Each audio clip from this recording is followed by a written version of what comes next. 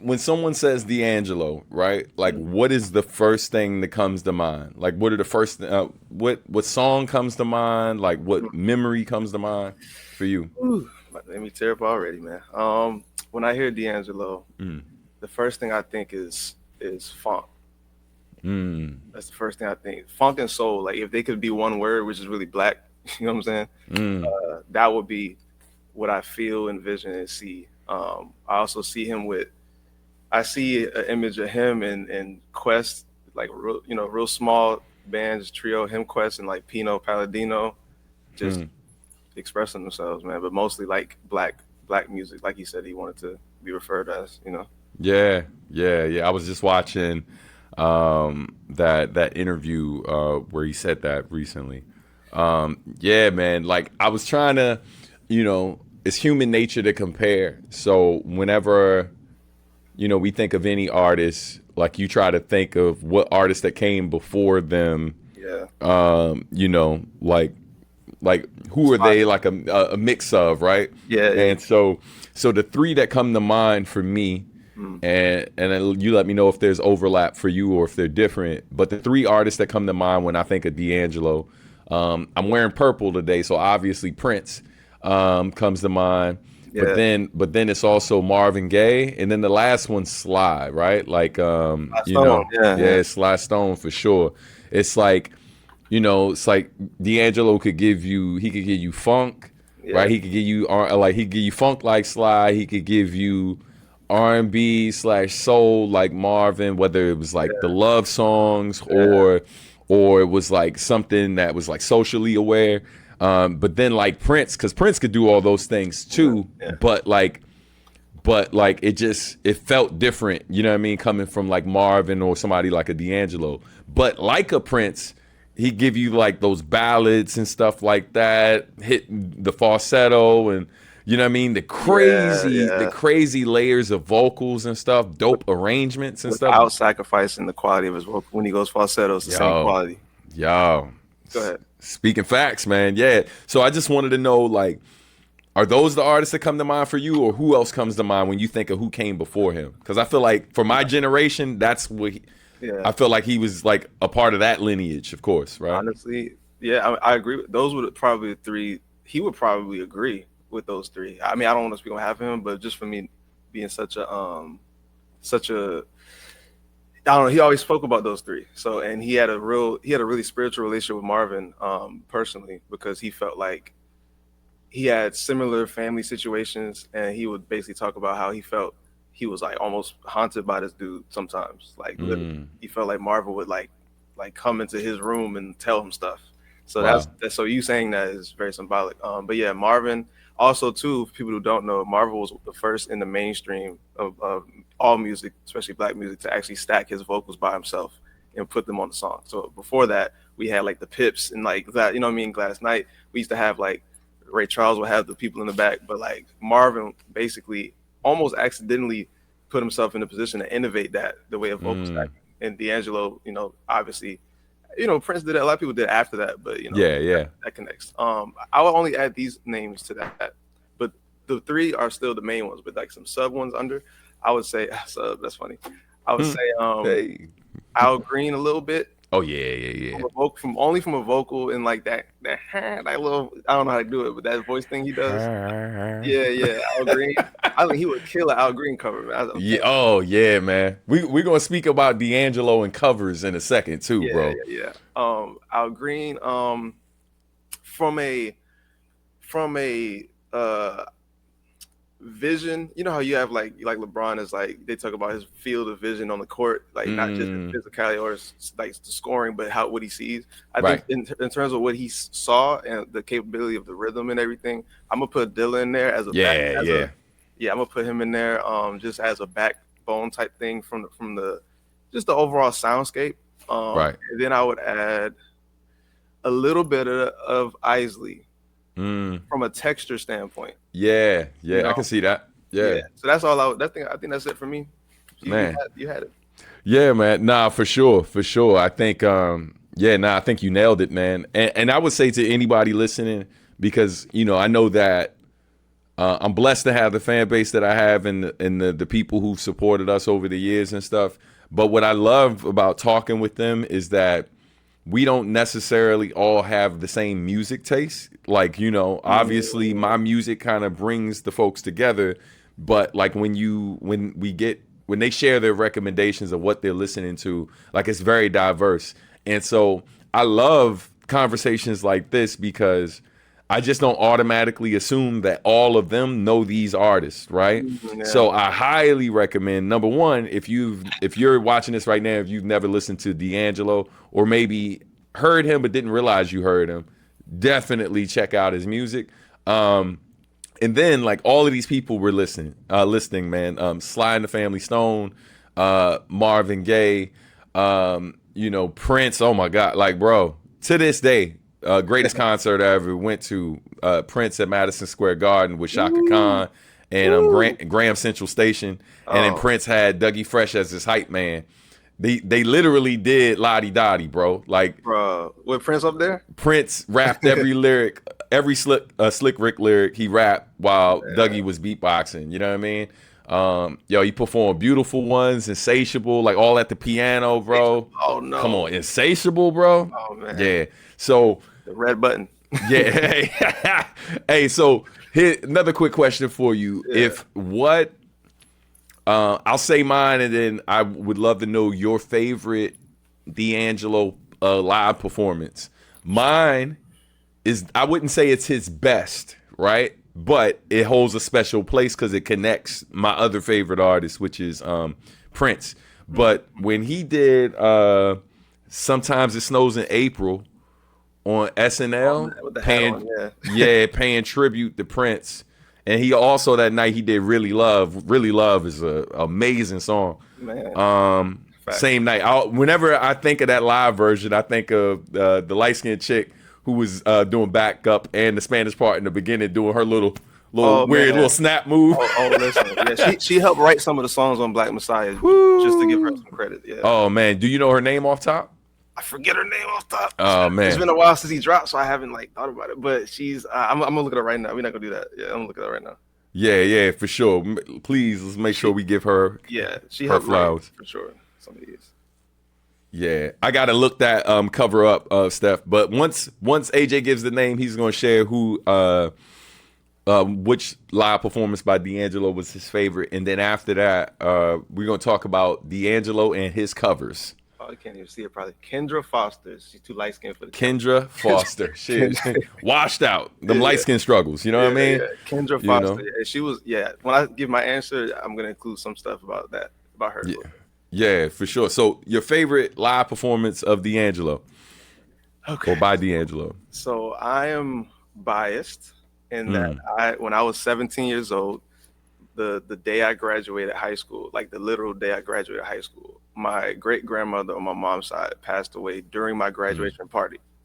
Wow. And my girlfriend at the time was like, well, I walked out of the party because I'm like, all my family gathered, and then the news broke while we were all together, which is good, but it was also sad because I'm like, I don't care about my graduation no more, you know what I'm saying? So I ended up walking away from the party, walked pretty far. And this is actually one of the first times that my dad, my biological father, and my father who raised me were in the same place. So I was elated in the beginning, like, yo, this is lit. And then I had to walk away, like people grilling and everything. And she followed me and she was like, hey, I hope this isn't too, uncanny for you, but I got you a surprise for graduation. I'm like, oh, what's that? She's like, yeah, I got us tickets to see the Black Messiah tour.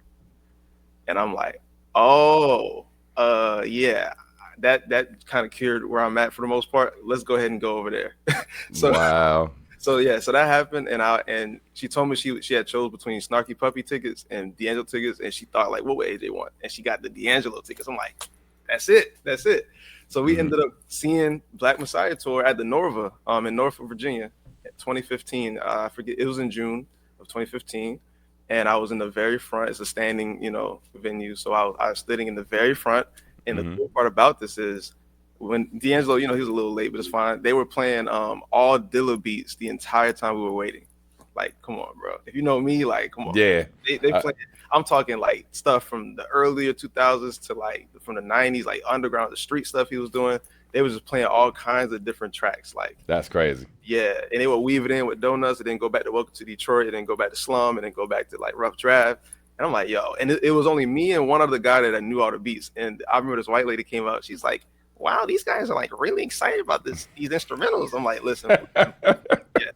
So you seem kind of young. How old are you? 17. She's like, really? I'm like, listen, this is some real shit, right?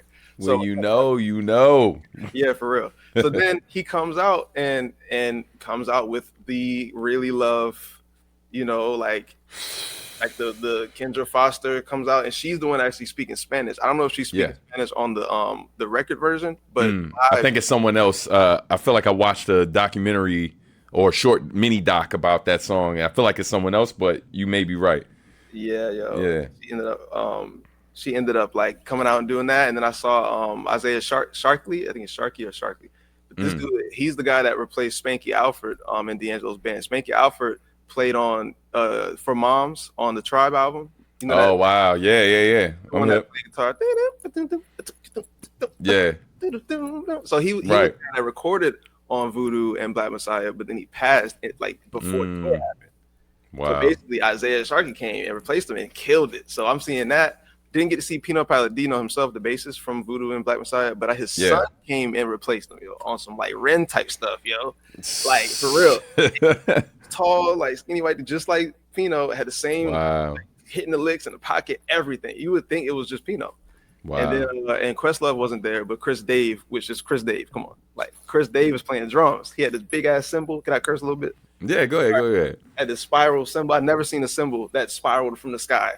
I'd never seen that before. That's insane. You look at Chris Davis' drum kit, he has this big ass like spiral. Where they like they cut it right so that it like it's almost like how like I don't know if you've ever seen me peel an orange, but like I peel oranges in a perfect spiral, right? Like it's kind of my thing.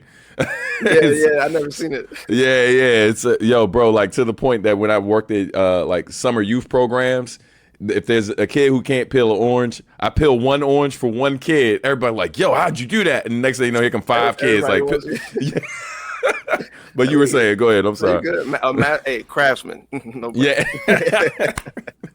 But yeah, so that was the show was amazing. This dude, like, man, he played all of Black Messiah and most of Voodoo and all the stuff we really like from Brown Sugar as well.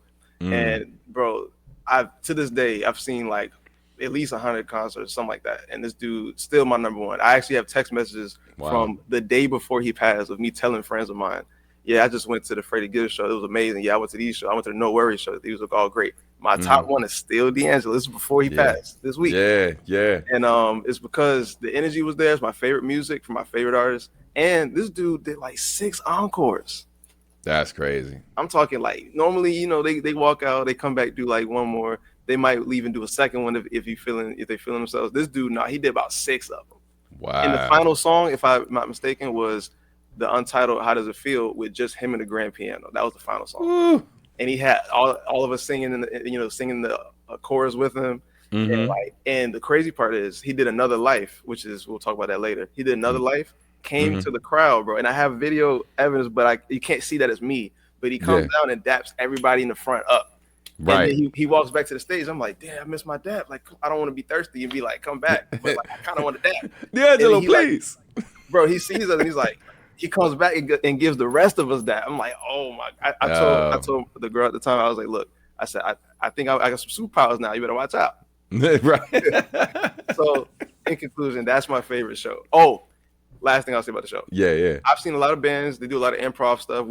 Our band is pretty killer as well, by the way. The Sun's Hues. Some of those powers come through there. You know what I'm saying? But this dude did 45 hits in the band. Now, when I say a hit, let's say the band's playing like a 1,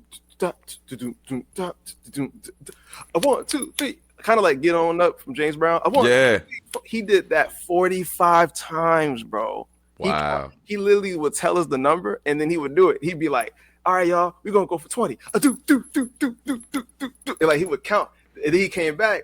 This is during Back to the Future. He mixed Chicken Grease and Back to the Future. Oh my God. Both of those songs fire. Bro. And in the same vibe too. So he mixed them and then he did 45 hits. I'm sitting there like, is he really gonna play 45 hits with the whole band right now? Yeah, that's crazy. Hits, bro. That's crazy. Yeah, top 1. That's it. Yeah, that's a hell of a list, bro.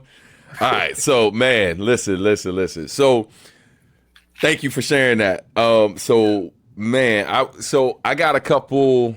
These are my like I never got to see him live, which is a huge regret for me. Especially considering how much I love his music. But I do have a couple of just like stories of how like his music, like in my life, you know what I mean? How his music has connected to my life personally, right? And Mm, professionally. And so one, of course, like, like the initial introduction and stuff, listening to him in high school and discovering it like when his first album came out Brown and Sugar, out the 1995. yeah, yo, come on, yo, Brown Sugar, man, like such a great record. We'll clap it up for that. Like Ooh, yeah, for real. the man, like hearing that album. One, I love singers or like in other music, like songwriters in other music who like oftentimes had the cleverness that made me love rap so much, right? Mm, Like and so hearing Brown Sugar and immediately, thinking what most people thought, like, oh, he's just singing about a woman until I hear certain parts of the song and I'm like, wait a minute. And then you realize, yo, this whole song about weed. yeah, You know what I mean? Like, of so out the course. yeah, come on, bro. So out the gate, I don't even smoke, and I'm like, man, I can appreciate this though. Yeah, yeah. I've said to all my smoker friends, I definitely, and I've been told more than a few times that I have the type of music that I like Oh yeah, makes people think I'm a smoker. You know what I'm saying? A yeah, lot of times. yeah. Um, I would agree, and I've told you that. yeah, for sure.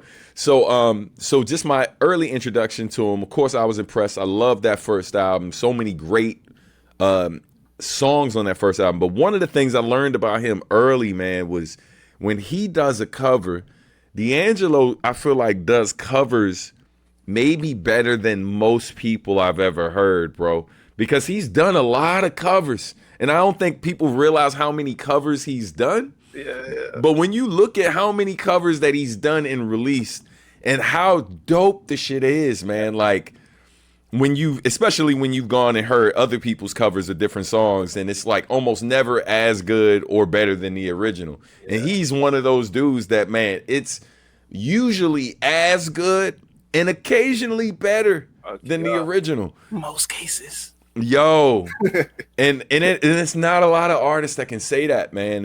Yeah, yeah, yeah. And that just lets you know he's different because I'm a big Smokey Robinson fan. Obviously, I'm biased because my Oh, last name's Robinson, but oh, but Smokey Robinson, man, arguably has one of the greatest pens in soul music, right? In terms of his yeah, songwriting and his lyrics, he's always been really, really dope, man. The song that people oftentimes reference when they talk about Smokey is "Tears of a Clown" in terms of his yeah, writing.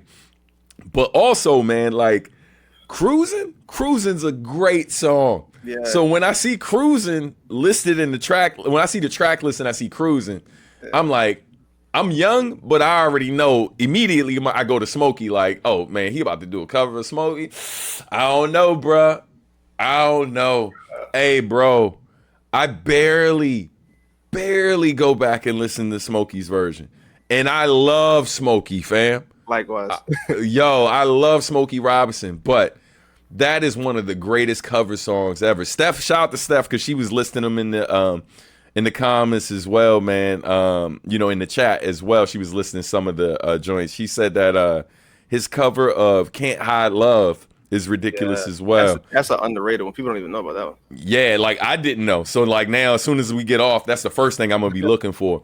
But yeah, man, and then obviously, "Feel Like Making Love." Oh That yeah, cover's really fire too. people don't know You that's know, a cover. A lot of people. yo, hey, bro, so many people don't, and because it feels. I think that "Feel Like Making Love." Like if you heard the music come on and you were somewhere like the original, you would know it. Like a lot of people know it, but just off the music alone, some people will recognize it. But his version feels so different. And that's why I think so many of his covers like work so well is because he makes it his own. You know what I mean? Instead of trying to imitate exactly what they did, you know? Yeah, But no, what's your favorite D'Angelo cover? cover. My favorite D'Angelo cover. Favorite D'Angelo cover. Oh, you know what? I got it. This is gonna be some good. I got two of them. These are gonna be good. So these are some underground Okay. stuff. So on the D'Angelo Voodoo outtakes. Now they haven't been officially released yet, but they're out there. D'Angelo Voodoo outtakes. He does Ex Girl to Next Girl from Gangstar. Wow. Wow. Him, Quest, and Pino, just the three of them chilling. The same setup that created Voodoo. They just had outtakes from it, recorded on cassette. And then the other one, my absolute, like in terms of covering a song and doing it justice, yo, Funky Drummer. Wow. Hey, bro, I need you to send me both of these. Bro, I will. This dude, Yeah. God, he did everything. I'm talking, and Wow. like perfect. Wow. To this day, as a drummer, I've never seen someone. I looked up covers one time with one of my students to prove to them that no one touched Quest in terms of like hitting that Clyde pocket. Yeah. No one else on YouTube. All they got HD cameras and they subscribe. Nobody was touching that one outtake of Questlove playing that lick. That's crazy. That's crazy. Yeah, man. No, that's yo. I'm gonna need you to send me both those joints. Yeah, let me do it right now. Actually. Yeah. So now, another story, or another thing I think of, like when I think of D'Angelo's music, is how I got my copy of the Voodoo album. I can't remember if I told you this, but I was in Japan. I believe, I can't remember. What was it? What year was this? Because Voodoo came out 2000, right? Yes. Yeah. So I'm recording the first album. Yeah. So I'm out in Japan recording my first album. Voodoo comes out. And shout out to Nujabes for hooking me up with a little boombox that I had in my hotel room so I could listen to music and obviously write to the music for the album too. Yeah. And but yo, I'm hanging out with I like memory. If memory serves me, I'm hanging out with Verbal, and I think Verbal also for those who don't know, that's L Universe. Him and I did the song "Lyrical Terrorist." So he goes by Verbal, like when as a part of the group M-Flow. That's how most people know him. Megastar in Japan, like globally, people know who this dude is. Anyway, he had copies of the Voodoo album because he was like, I feel like he said he was writing a review or doing something where he got a few promo copies of it. So he asked me if I wanted one, and I hit him with the, is a pig pork? Of course I want one, you know? So he hooks me up with a copy. And man, bro, like I'm playing this record like pretty much every day when I'm not working on music for the album. And dude, like of course, man, there's so many great songs on that album. Bro. Like I mean, probably the joint I've played the most is Spanish joint. I've probably played that more than any. And shout out to Nitsua. Because when I did the show out in LA with Mark, yo, bro, when him and his band hit Spanish joint, I came running from backstage to the side of the stage, bro, because that's one of my favorite joints. But I mean, it's so many great songs on that record. But fun fact for those who don't know, everybody who's a fan of the song Think Different, I literally the song The Line that the day he passed, like I put that in my Instagram joint. The reason why I put it there is because literally the beat to The Line, like I wrote Think Different to that. You know what I mean? Talking about the Spanish joint? No, not the Spanish joint. His song The Line. Yeah. Because it's like you hear that beat and instantly I'm like, man, Dilla, you feel his fingerprints, right? Like that snare choice was, I don't know how Quest got the snare to sound like NPC snare.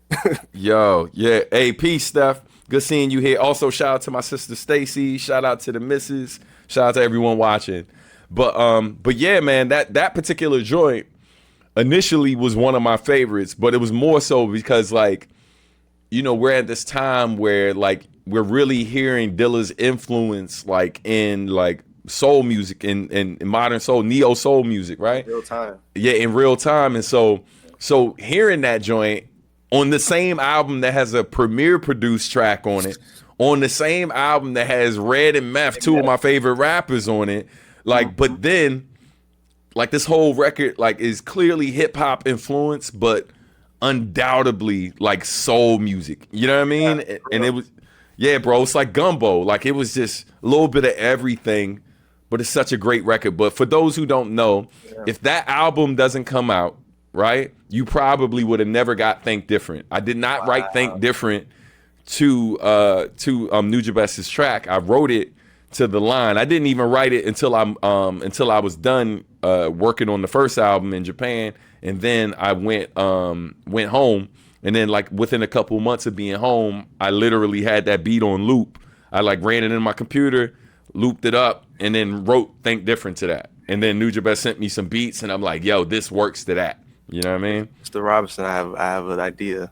Okay. Oh, you saying that we should do a rendition? You should tell the story at the next show, and then we're gonna play the line. And maybe. Well, I'm not saying we have to, but if it works, we're gonna play the line, and then go into the real Think Different and kind of show so the fans can see. That's dope. I mean, so they can see your journey writing the song. That's crazy. If I was just like watching the concert and I heard that and somebody told me that, and you never know who's a D'Angelo fan in there. Yeah. Even crazier. Yeah. Hey, but real quick, just want to thank Final Watcher, and I believe someone else donated before that, and I forgot to acknowledge them. Thank you so much to Samurai Green Beast, who also said that Slum Village Tell Me featuring D'Angelo is soup for the soul. No lies detected. No lies detected, sir. Yeah. But yo, man, thank y'all so much. Let's do this. So because we were able to reach our goal for today, we will play some AJ exclusives, some instrumentals that he sent me in a bit. You know what I mean? I want to say one thing too about D'Angelo with the style, the gumbo thing. Yeah, I forgot probably the most important part of what his sound is. Gospel quartet. My bad, yo. My bad. I grew up in that environment too. Sometimes we get so, the church folks call it being in the world.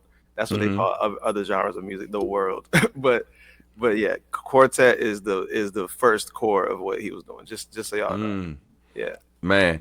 Yo, it's funny, man. Shout out to people who grew up playing in the church, because I don't think I've ever been a part of a band that didn't have at least 1 to 2 members. I feel like it was always at least two.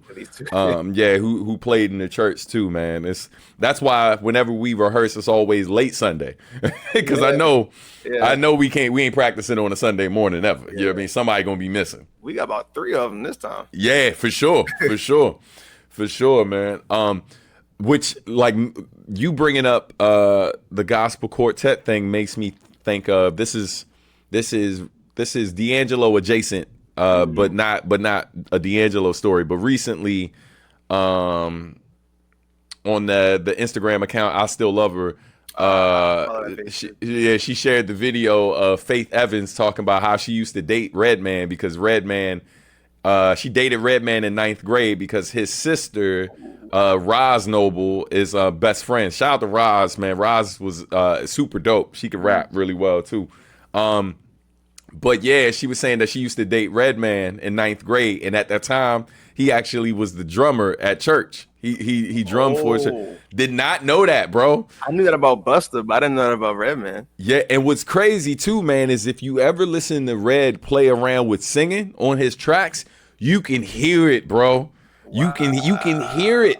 Like, that dude is a soulful dude, man. Like, him and Bus got really great voices in general, but whenever they play with singing, bro, whenever they play around with singing, it sounds a lot doper than you would expect. And it's like, but when you learn that they got that church background, it's like, yo, that makes a lot of sense. A lot of sense, man. Hey, shout out to my boy Ramel, man. That's the guy who said it. Hey, peace. What up, Ramel? Welcome to the family, man. We got a good bunch of folks over here, man. I hope you're having a good time with our community over here. We do this every Friday at noon, and everybody watching, if you haven't already subscribed to AJ's YouTube channel, make sure you do that. If you watch the replay, I'll make sure I put I forgot to add follow links for you, so I'll make sure I do that.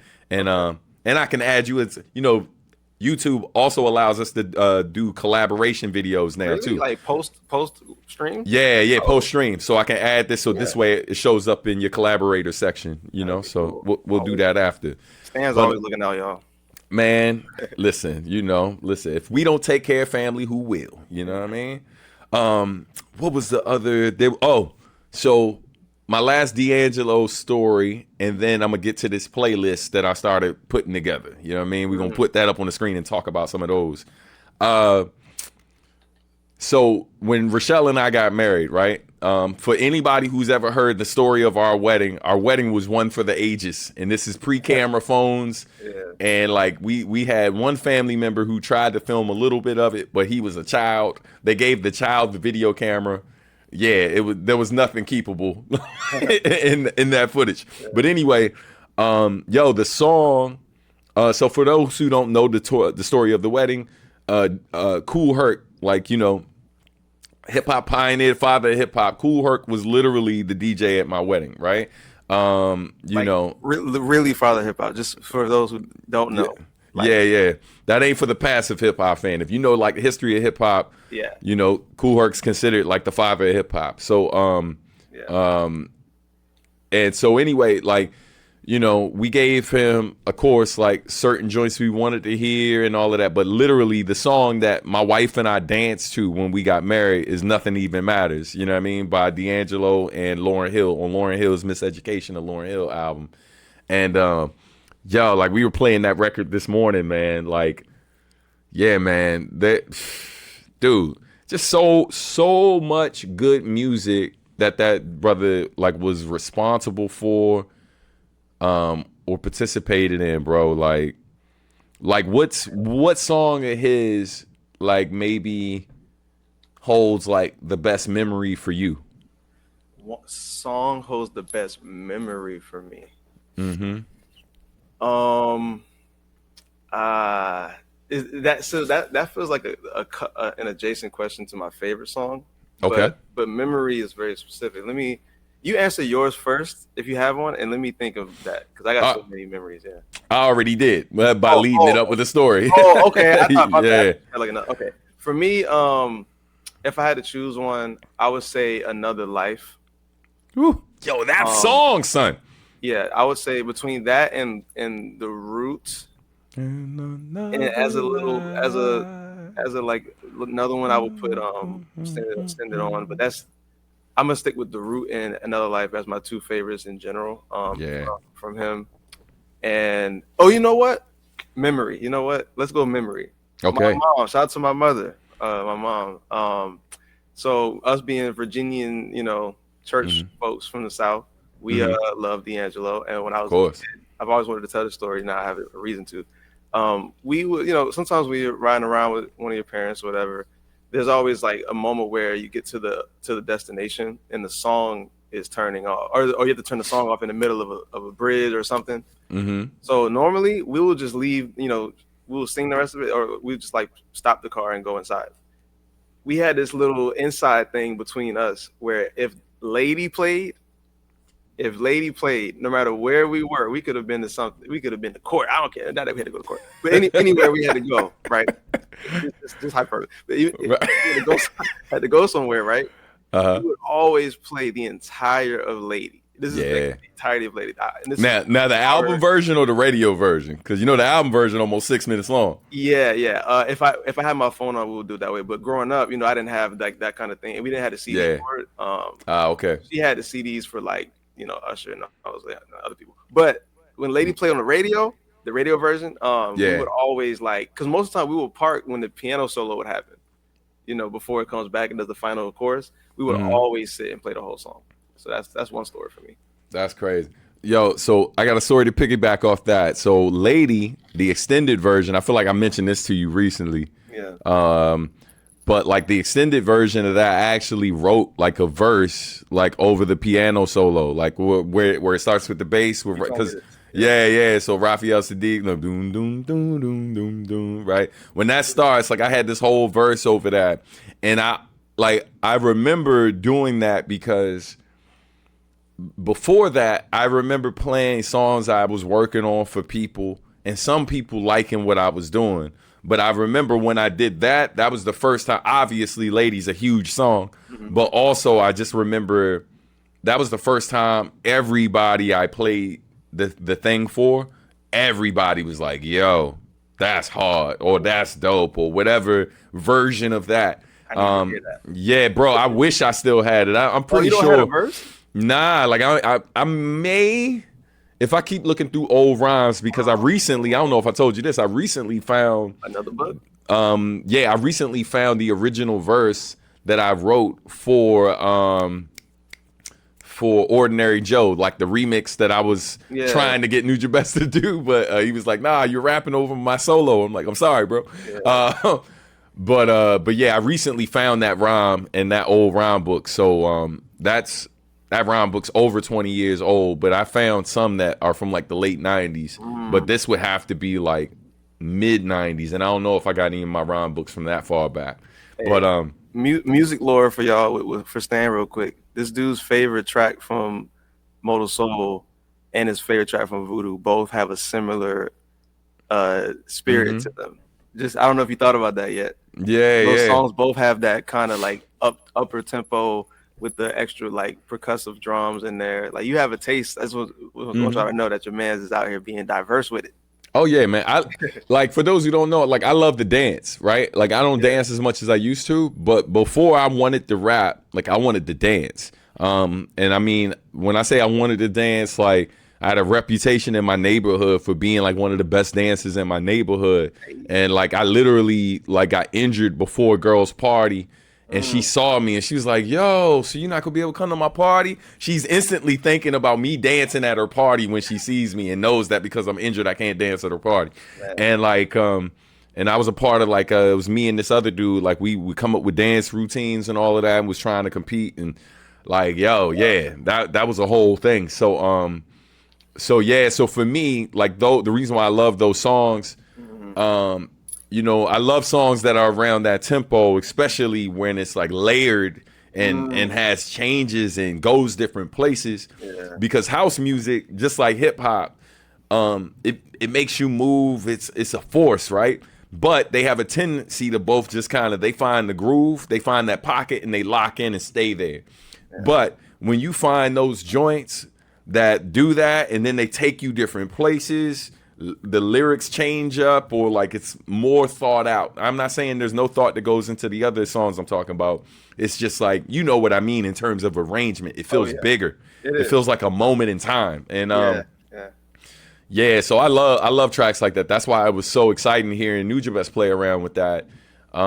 Especially when you know the original song, and the original song is very beautiful, but this was very much its own thing. Like this is one of those moments where I was like, yo, I feel guilty for liking my boy's cover a little more than the original song. And then D'Angelo's Spanish joint, like, come on, bro. That joint. Sorry, go ahead. Nah, you good. I was gonna say, you know, the first song, D'Angelo song that I ever had a student of mine perform at a recital is Spanish joint. He played drums. That's crazy. So I'm about to send you that later, but it's funny you say that, because I felt that was the best one to teach on drums because of the rhythm. Yeah, man. Nah, it's a great track.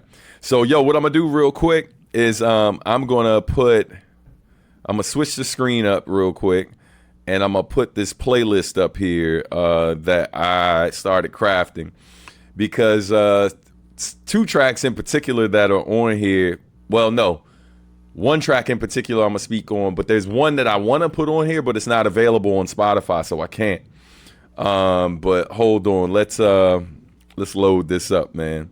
See what you think. I know you got some joints you probably add in, but I'm just showing you my initial joint. All right, so it's called Favorite Joints from D'Angelo. All right, let's load this up on the screen. Oh, I gotta take that one down. We're gonna make us smaller for a sec. All right, bro. So here we go. So I'm gonna share this playlist in the chat, so y'all can check it out too. For those of you who don't know his music, you know, Mr. Loverman over here with the first 3 tracks. Oh man, you know. Hey, listen, I can't even tell you what my wife said when we were talking about D'Angelo. You know what I'm saying? but I'm sure if you know D'Angelo's music and the vibe of those first songs, you know what I'm talking about, right? So, but anyway, but yeah, y'all can check out that playlist on Spotify. And for those of you who don't have Spotify, feel free to recreate that on another platform, you know what I mean, and share it out. But yeah, so those first joints, you know, we doing the love joint. We got Untitled, which we were talking about in the chat earlier. Nothing Even Matters, which I mentioned before. Send It On. So fun fact for the folks here who are Nujabes fans, that was Nujabes' favorite song from Voodoo. You know what I mean? When we talked about the album, I told him which joint I was vibing to at the moment, and he was like, "Send It On is my favorite," you know. And I was like, that checks out. Yeah. Yeah, you know, it's a beautiful record, and you see I got Another Life on there, you know, which is great. Cruising, which we talked about. Yeah. Spanish joint, you know, yo, Betray My Heart, man. Yo, that's one of my favorites too, bro. Yo, that joint is crazy too. That bridge. Yeah, bro. Yeah,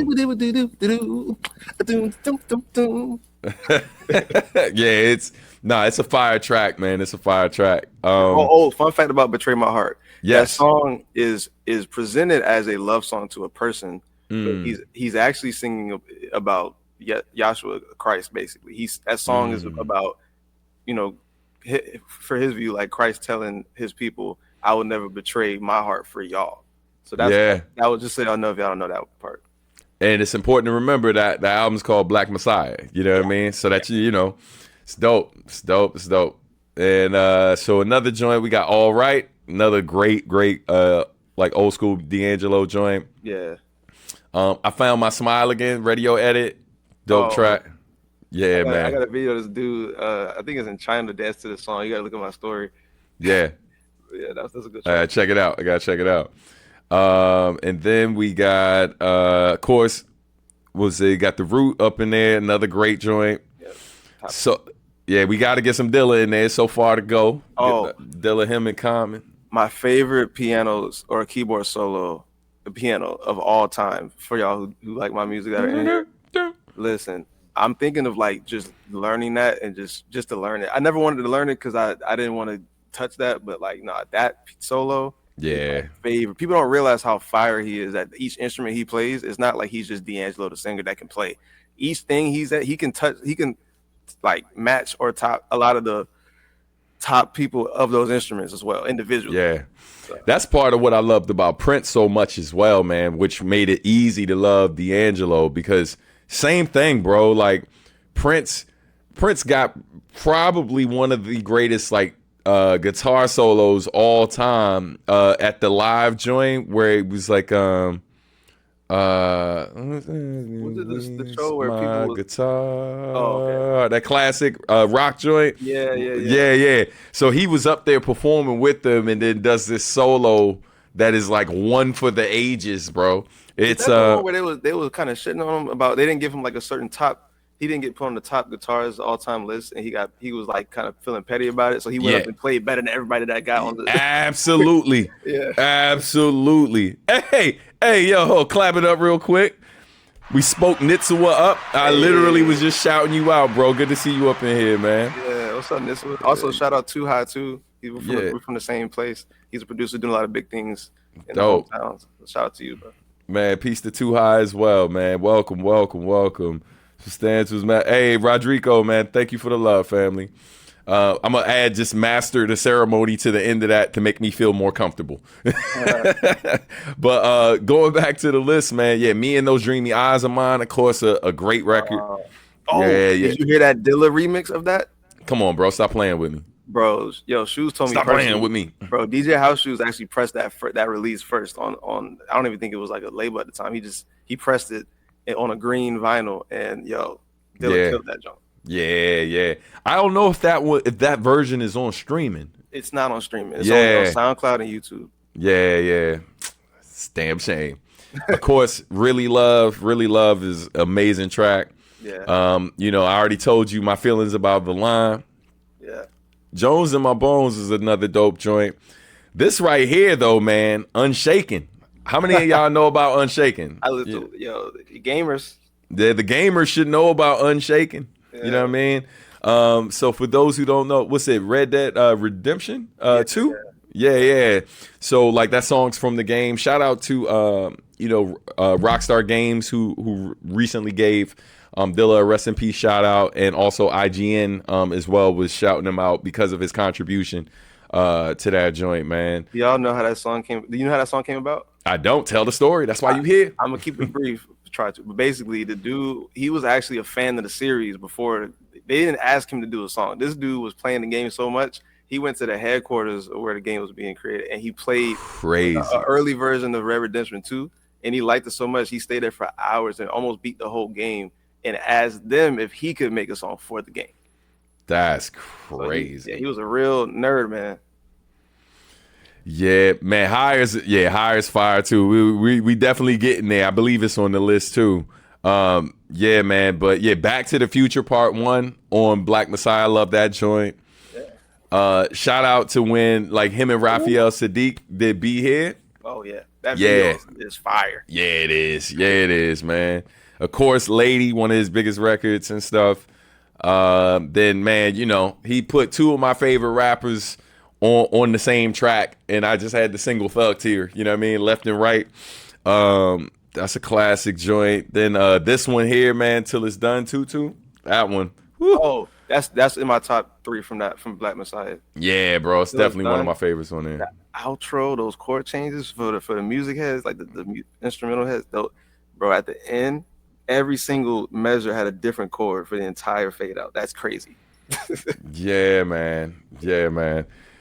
What else we got? We got When We Get By, that joint, another joint played the hell out. I mean, bro, anytime he kind of really get into his church bag,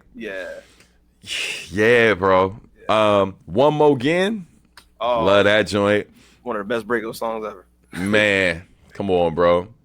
And then Tell Me, which shout out to one of the fans who just mentioned that. Of course, had to add that in there. Brown Sugar, without a doubt. We talked about Feel Like Making Love, how it's one of the greatest like remakes. This one, Heaven Must Be Like This, a great joint, cover joint. Smooth from the first album. Now this one had me mad, right? The Hypnotic, because the Hypnotic on the Roots Illadelph Half-Life album is dope. However, the Notic, the remix of that joint, it's probably the more, to quote my man Marcus J. Morris, the more palatable one, right? It's the one that is like, the beat is maybe a little more like, I don't even want to say it feels more mainstream because, it feels like a more Roots mainstream type of track. Yeah. But one, you got D'Angelo singing the hook, and the hook is literally D'Angelo singing Shining Star. So we got D'Angelo singing The Elements with Erykah Badu singing background vocals on that joint. Woo. Come on, bro. Woo. Like it's just, and then Black Thought, top 5 Dead or Alive, rapping his ass off. And so it's you can't listen to it on Spotify for whatever reason right now. It's for those who don't know, that was actually on the Men in Black soundtrack. Shout out to Will Smith for always looking out for his Philly dudes, man. Yeah. Always being a Roots supporter and stuff, and putting them on the soundtrack. Man. Rest in peace to Biz Markie, man. But that joint, the Notic with D'Angelo, both versions, but in particular the Notic, the one that's just called the Notic. You can look that up on YouTube. Super dope. Yeah, man. Then Devil's Pie, DJ Premier, didn't have that on the bingo card, which we all should have, because we know that he works with a ton of hip hop folks. But it just was so different than anything we heard from him before. Higher, which was mentioned. The Premier joint was originally for Cannabis, by the way. I can see that. Yeah, I can see that. And D'Angelo snagged that jump. Yeah, man. I can hear the voice all over it. Yeah, man. And then that Believe joint from Q-Tip's Renaissance album. Crazy. Yeah. Now, hold up. I got to move this one next to this one. So now We got the MT Hodge joint with Rhapsody and D'Angelo with Jizza, which is crazy, rapping over the original Liquid Sword sample that RZA flipped. But yo, Cold War RZA mix. Hey, bro, if you know, you know. I don't. Yo, listen. So, hey, first, hold up. Happy Mochi, thank you so much. I will definitely add this playlist to the Discord when this is done. But yo, let me tell y'all something. I love Jizza. Jizza is probably top 3 Wu-Tang members for me. He's actually lyrically might be my favorite. You know, and it's just because he's dope in a way that isn't flashy. Like he's a writer's writer. So you got to sit with his stuff, man. Like it's so visual, you know what I mean? Like, you know, I mean, Nas and him like are from similar eras. So like he's Wu-Tang's Nas, but like if Raekwon rap like Jizza, you know what I mean? Then that combination would be like Wu-Tang's perfect Nas, right? Like a perfect version of Nas. But like Jizza is just, his pen's crazy. But when I first heard the song Cold World, pardon me, I immediately was like, damn, this song is fire. But man, like the girl singing the hook, or the guy singing the original hook, my bad. The man singing the original hook, he's a little flat, right? Like it's not perfect, like his delivery of the chorus, but the chorus is catchy enough. And on top of that, you can hear like the Stevie Wonder influence and all of that in what the original singer was going for. So fam, one day I come home and I turn on 1580. Shout out to the radio station that I was paying tribute to on the song 1580. Yeah. I listen to 1580 and they play this mix, bro. And like, yo, and you hear D'Angelo out the gate singing the original chorus. And I'm like, y'all did it. It's like they knew. It was like, yo, people love this song, but we know this could be better. All right, we're going to holler at one of the best to do it and get him to do the hook. Bruh. And he just came in and smashed it, bro. And then you got like Inspector Deck on the joint too. Come on, bro. Like, yeah, it was just crazy.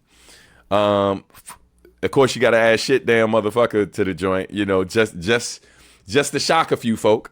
Yeah. By the way, that song made a few legends walk out of the concert when he, like a lot of the people that D'Angelo was trying to pay homage to and get sort of like pass the torch from. Yeah, they would see that title and they just did not rock with it. Like he literally, like Prince didn't rock with the name. Mm-hmm. Ron Carter, legendary jazz bassist, was at one of the Soultronic shows for Voodoo Tour. As soon as that song came on, they literally left and came back when the song was over. People did not like that title. Yeah, nah, for sure. And thank you, Happy Mochi. Thank you, Arya. Appreciate it. But yeah, man. So look, we're almost at the end of this playlist, and then we go get to these joints that AJ sent over. What was it? I'll Stay with the RH Factor. D'Angelo did a cover of the classic song. Crazy, just one of the many dope covers that D'Angelo did. Chicken Grease from Voodoo, another dope joint. Your Precious Love from the High School High soundtrack, which had a lot of dope music on it, man. That High School High soundtrack was... Huh? I'm not hip to that. Oh, man, you got to look up that soundtrack. There's a lot. Yeah, like Wu-Tang's Wu-Wear song from back in the day. It's what you want, baby. It's what you need. It's from that soundtrack. Yeah. Queen Bee from Lil' Kim is from that soundtrack. This joint, Your Precious Love, this cover by D'Angelo, Erykah Badu, is from that soundtrack as well. And then going back to another dope soundtrack that I mentioned before, the Men in Black soundtrack that had the Nautic on it. Obviously, it had Will Smith's mega smash hit Men in Black, but it also had the first Destiny's Child song that I ever heard called Killing Time, which was actually written by Dwayne Wiggins. So it sounds like a Tony joint, but sung by Destiny's Child. So before they ever dropped anything, that was the first song I heard. And I was like, hey, bro, if this is what they do, sign me up. And then they came out and they was doing stuff that was very far from that. But it's a dope record too. So yeah, highly recommend you check that out. And then of course you got the lady, just the beat, a remix joint with AZ and DJ Premier, which was crazy. Africa, oh my God, that song, yo. And then last but not least on my playlist, You Will Know. Oh yeah, they don't even know that he was part of that one. Come on, bro. It's a beautiful, beautiful record. The who's who of R&B at the time, all Yeah, over that track. yeah, Legends on that joint. Brian McKnight, Gerald Levert. And that was also a great soundtrack song. That was from the Jason's Lyric soundtrack, for those who yeah, don't know. Yeah, man. What was it? Ramel said Africa is his personal favorite. yeah. Yeah, man. It's a great joint. That's the only song on Voodoo where Questlove actually turned the snares of his snare drum off. That's why the snare doesn't sound like a. It sounds like a doo doo doo doo doo doo. When you turn the snare off, it'll sound like how Africa's snare drum sounds. That's crazy. That's crazy, man. Yeah. Yo, hey man, thank y'all for sticking with us while we paid tribute and showed love to like one of the greatest to ever do it, D'Angelo. Definitely a round of applause again for him, and condolences to his family, condolences to the fans, man. Like obviously, a lot of us, most of us did not know him personally, but he clearly impacted a ton of people's lives, careers, and all of that with his amazing music, man. And shout out to all the kids out, all the young men out here with the name D'Angelo, who moms was clearly a fan. You know what I mean? Yeah. The funniest. Last thing I'll say, just to make it a little lighter, funniest story I saw online was from the homie Pismo. Shout out to Pismo, dope artist as well, dope singer, songwriter, and rapper. But Pismo said that back in the day, he went to a concert with his girl, and he had to step away to go to the bathroom. And D'Angelo's manager comes over to her and then slips her a piece of paper with like D'Angelo's contact info. And then later on, Pismo couldn't find his girl. Oh man. And he was like, he's like, couldn't even be mad, man. You know what I'm saying? Like, that dude, man, like, yeah, D'Angelo was something special to say the least, man. And definitely gonna miss the music and and his presence in our lives, but at least we have his amazing work that he's left with us, 100%. I'm in my lore drop with something to inspire anyone that's learning instruments or afraid to start to learn any type of craft or instrument. D'Angelo wasn't someone that could read sheet music, along with Prince as well. A few people, Pino Palladino, all these people couldn't read, right? Now obviously he's extremely talented from the beginning, but he actually tried to go to audition for, or not audition, but get lessons from the VCU, Virginia Commonwealth University in Richmond, Virginia. He tried to get lessons for jazz piano from Wynton Marsalis, if you know the trumpet player, popular trumpet player, Wynton Marsalis. His father was actually the jazz professor at the time at VCU when D'Angelo was young. Crazy. And he auditioned for him, and his dad was like, "Yo, you don't know you can't explain to me what you're doing, but you already are at the highest point of what I could teach you. So you kind of don't need to come here." Wow. So I wanted to drop some lore that like him just feeling it out and trying out different things. Like you can, and obviously his talent it's going to be hard to compare that, but you definitely can get very far with just your ear. Like, don't think that if you can't read, there's no way, or if you can't understand the theory, if you have your ear, you trust it, you listen to your favorite songs, like you can get to a very high, good place from that. So Yeah, man, I couldn't agree more, man.